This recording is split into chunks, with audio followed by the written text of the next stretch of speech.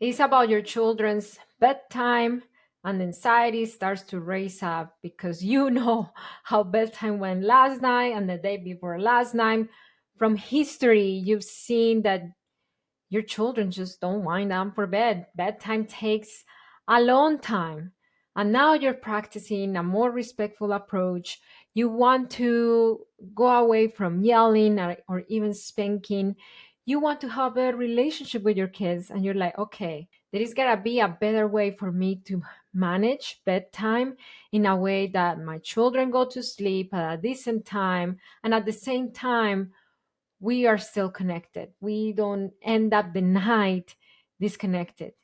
If that is you, this podcast episode is for you because I'm going to share with you proven strategies and methods that as HIC parenting coaches work with our coaching clients to bring better sleep, a smoother bedtime routine with our kids. So buckle up that this episode is going to be full of very juicy things that are going to help you that tonight, which is for many of you Halloween night, if you are listening to this podcast episode on Halloween, you are going to have a good night of sleep. It's not going to be scary as it's been the last weeks or months. Okay, so let's go to the podcast episode. But before we go there, I want to introduce myself. If you're new to me, my name is Marcela Collier. I am the head coach of HIC Parenting Education Agency. We are committed to help parents like you break free from frustration, bring peace to their homes, and raise emotionally healthy children. If that is you and you're watching us from YouTube, I encourage you to subscribe to our YouTube channel or to subscribe to our podcast. Okay, so let's talk about these gentle parenting proven strategies to make bedtime a lot easier with our kids.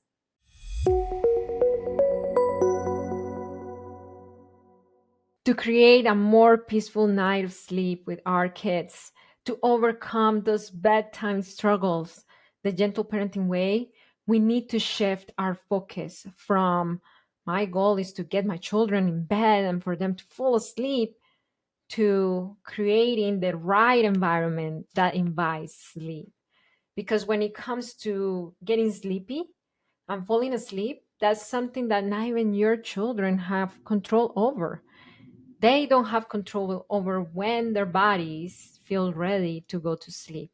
And we don't have control over that either. What we have control over is to creating that right environment for our children to wind down and fall asleep. And that was the story of one of our clients, Vanessa. She dealt with bedtime struggles and she would try to repeat things gently, attend to the last minute requests at bedtime. And she felt that things were just dragging and going on and going on, and nothing was solved until everybody was exhausted. She was kind of resentful as well because she wanted to have her own bedtime routine, and things always ended up in yelling, sometimes spanking, and she didn't want that.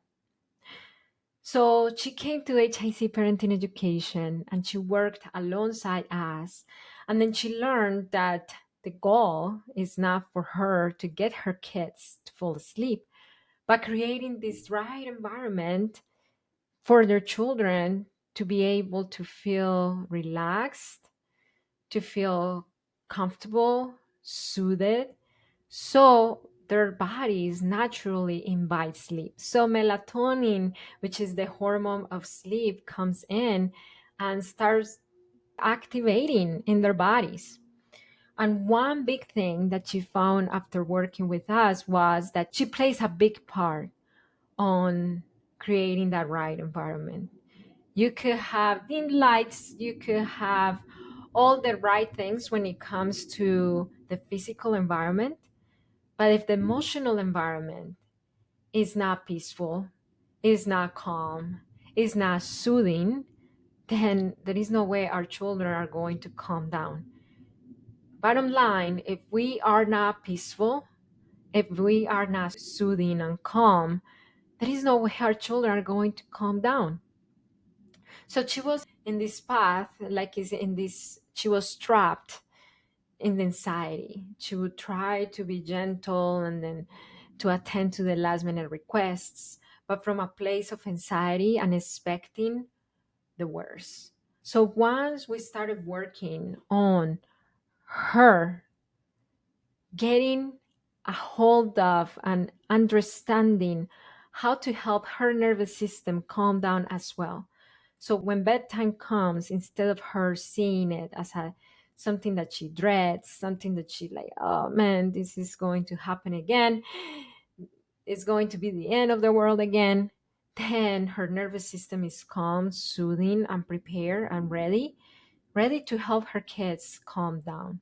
We did that in the Parenting with Understanding coaching program, and she was able to manage. Right now, she's able to manage her own anxiety and work on herself. So when bedtime comes, she's not with a level of anxiety, but she's assertive. She is calm, and more importantly, she knows the plan to help her children wind down and fall asleep on their terms, meaning when their body's ready. And when their body's ready is always a lot faster than when we try to make it happen and push it and control it. Now she says, we asked her on our private community how things are going, and then she says, it was a happy ending of the night without yelling and spanking. Yes, and I'm saying this to say that she's a mom who, like you, was dealing with bedtime struggles. And if it was possible for her, I know it can be possible for you with the right guidance, with the right plan, with an individualized plan that tailors to your needs, to the way that you engage with yourself and how you face bedtime and how our children are perceiving you. And all this was a tailored plan that we created for her in the Parenting with Understanding program. So I have an invitation for you. If you want to have this tailored plan, like, oh my gosh, I wish I could have something that is the right fit for my family, I encourage you to book a parent assessment call. This is a one-on-one call with myself, Marcela, or one of my HIC parenting advisors. And over there, you're going to get three things. Number one, we're going to go down to the root of what's going on in your family and the root of your struggles, bedtime, and other areas of your parenting, so you get crystal clear on what's happening. Not what you think is happening, what's really happening underneath the behaviors, underneath the things that you're seeing.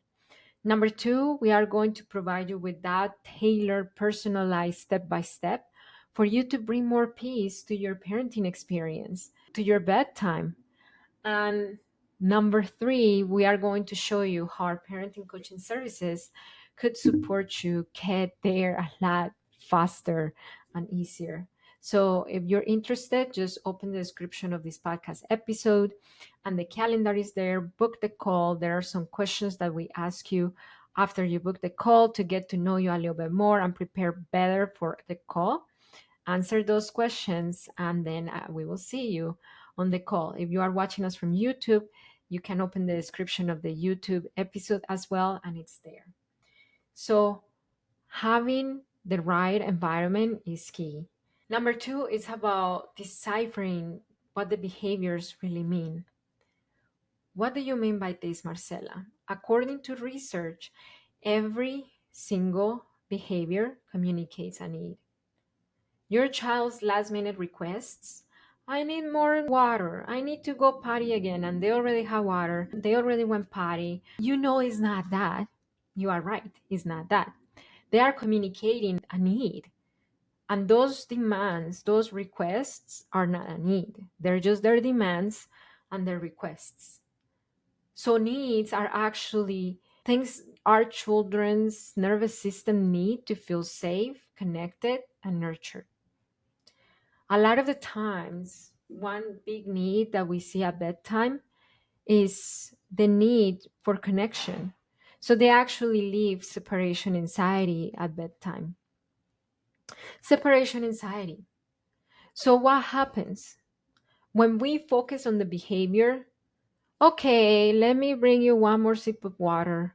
Or we are like, no, you already drank a little bit. You already drank water. Go to sleep. When we focus on the surface level thing, which is the behavior, we're always going to get the behavior. When we focus on the needs, and this is our parenting with understanding approach in HIC parenting, we are addressing things from the root. So when you come to us as a client, when you tell us the behaviors, our job is to help you unveil the needs. And from there, how to meet the need so your children don't need the behavior to communicate a need. So that takes me to number 3. If the need is that they're having separation anxiety because they need that connection, instead of focusing on the separation, which is what many parents do, stay in bed, don't get up. I dare you to leave your room. All geared towards how I'm going to keep this child in bed. But from the child's perspective, they see it as this is what my parents are doing to keep me away from them. So we don't focus on the separation if they're looking for connection. We focus on the connection. And this may sound counterintuitive when we actually want the separation. We want to go to our own bed and have a peaceful night of sleep on our own. But your child keeps calling you. So this is not about staying in bed with them. If that's not what your plan is, if that's what your plan is, go ahead. We don't have anything against bed sharing. But if that's not your plan, it's not about giving in. It's about looking for ways to meet that need for connection, even through the separation. So, how would that look like?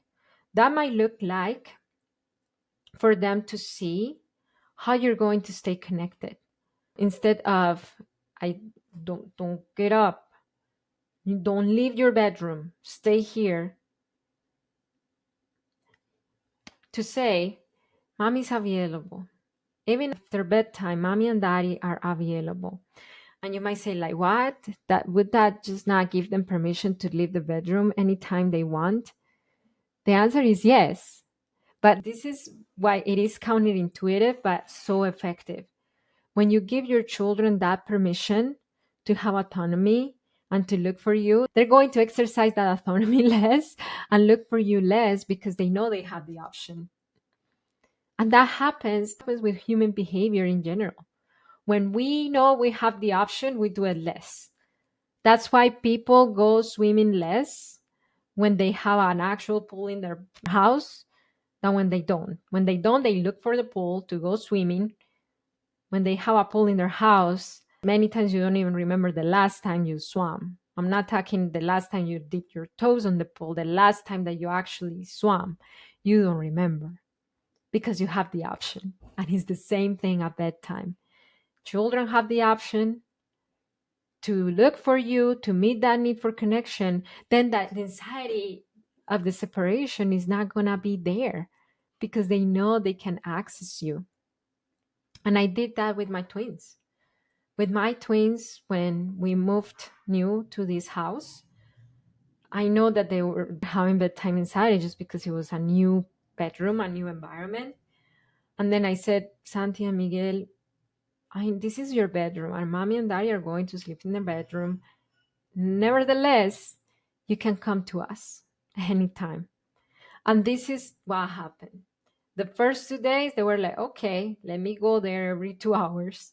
Because again, they were nervous about the environment, but they settled down because they got used to the environment. And number 2, they knew that we were there and they had the option to go there.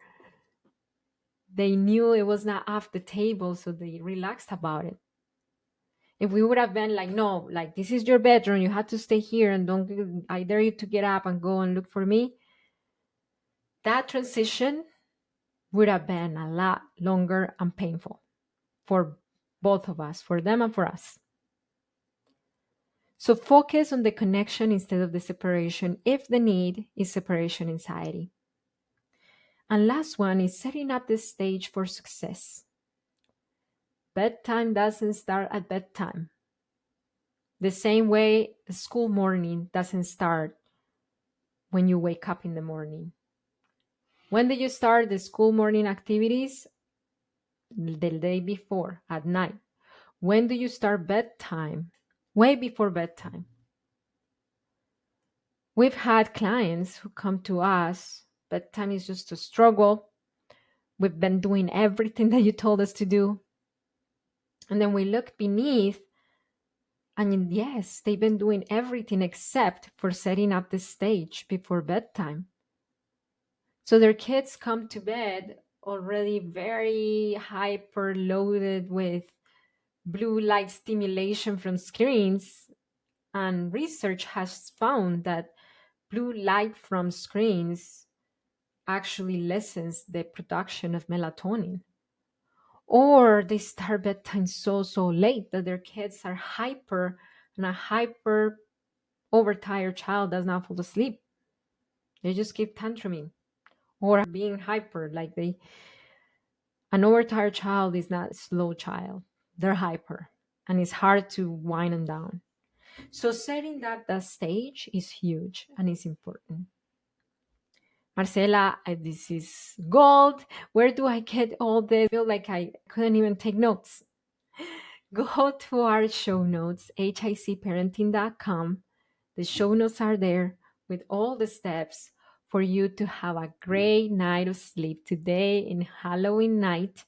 Don't forget to follow us on Instagram, here on YouTube, on TikTok at High Impact Club. And remember that it only takes understanding of yourself and of your children's needs to transform your parenting. I'll see you next time.